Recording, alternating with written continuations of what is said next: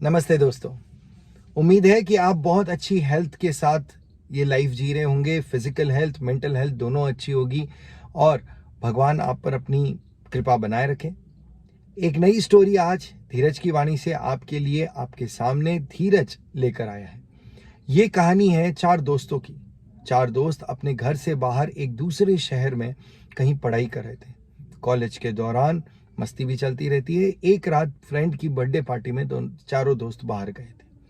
काफी लेट हो गए लौटते लौटते और वो इस पार्टी के चक्कर में ये भूल गए कि अगले दिन उनका टेस्ट है। जब लौट कर पहुंचे तब उन्हें याद आया कि अरे, अगले दिन तो हमारा टेस्ट है और अब हमने पढ़ाई कुछ की नहीं, मतलब तैयारी कुछ ढंग से की नहीं है, रिवीजन नहीं किया है। अब हम टेस्ट में कैसे अपीयर होंगे?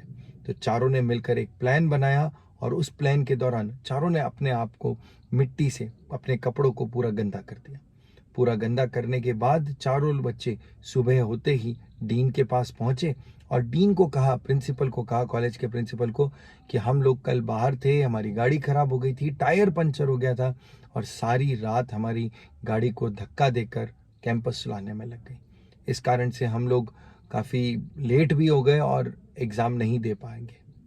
तो डीन ने उनकी बात सुनी और डीन ने, उनकी खुशी हो गई उनको जब डीन ने ये बात मान ली और उनको 3 दिन बाद पुनः टेस्ट देने को कहा, फिर से टेस्ट देने को कहा और डीन मान गए बात।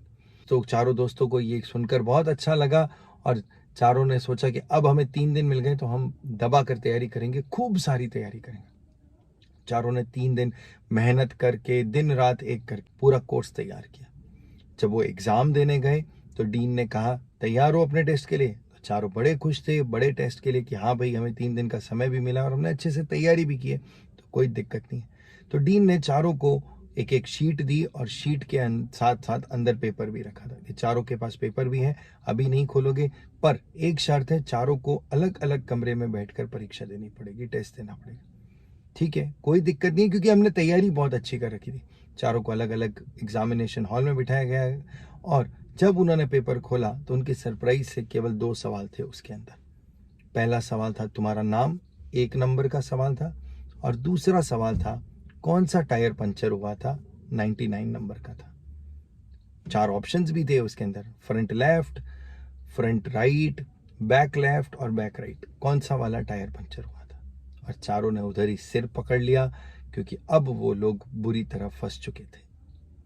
तो दोस्तों, कभी भी सच बोलने से ना डरें और ध्यान रखें अपनी रिस्पॉन्सिबिलिटीज के बारे में, क्योंकि कई बार आपके द्वारा झूठ बोला गया झूठ आप ही को फंसाएगा, आप ही के लिए परेशानी उत्पन्न करेगा और तब हम केवल ब्लेम करते हैं दूसरे फैक्टर्स को, दूसरी चीज़ों को, जो कि गलत है। तो ना ब्लेम करें, कोशिश करें अपने काम की रिस्पॉन्सिबिलिटी को समझें और झूठ ना बोलना पड़े। तो ये थी आज की धीरज की वाणी। धन्यवाद।